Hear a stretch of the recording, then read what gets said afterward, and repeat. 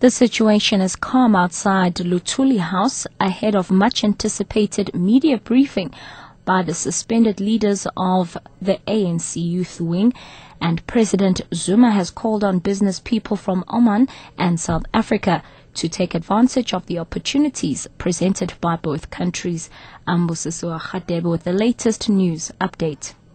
The situation is calm outside the ANC's headquarters, Luthuli House, ahead of a much-anticipated media briefing by the suspended leaders of the party's youth wing. League President Julius Malema, spokesperson Floyd Shivambu were slapped with suspensions of 5 and 3 years respectively and ordered to vacate their positions. It's unclear if the 18-month suspension of League General Secretary Sindiso Makaka has kicked in. This after he failed to issue a public apology to Public Enterprises Minister Malusi Gigaba as ordered by the end of yesterday.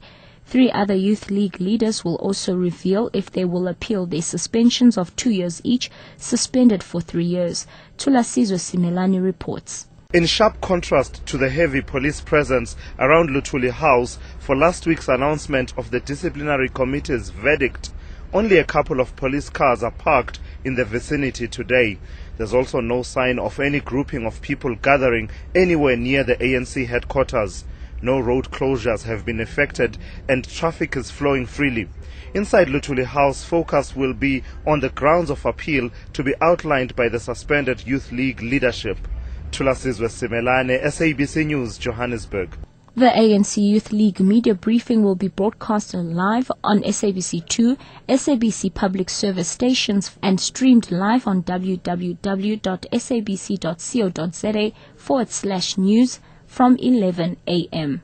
4 people, including a suspended police constable, have been arrested in connection with the murder of a young mother in Ferry Glen in east of Pretoria last week. Gauteng police spokesperson Nobesuthu Masiye says the 30-year-old arrested on Monday is a police member. He is on suspension for a case under investigation where 2 murder dockets were allegedly stolen, which carries an automatic suspension. This was 2 weeks before the Pretoria East murder was committed. Masiye says the policeman has confessed to participating in the murder in court.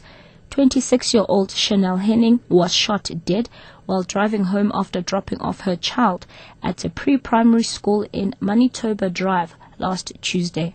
Scientists aboard the SA Agalhas research vessel have called for a united Africa leading up to the climate change conference in Durban.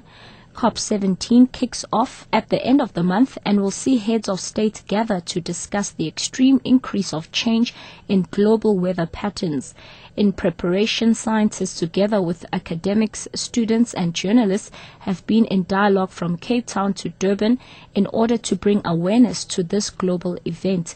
Marine research technician Daryl Anders says the preservation of marine life requires a mutually beneficial approach. And lastly, President Jacob Zuma has called on business people from Oman and South Africa to take advantage of the opportunities presented by both countries. He was addressing the inaugural meeting of the South Africa-Omani Business Forum in the Omani capital, Muscat, this morning. Zuma concludes his 2-day state visit to that country, and during his stay he signed an agreement on the avoidance of double taxation and the port of Soha. Catch the latest news anytime here on Newsbreak Option 1.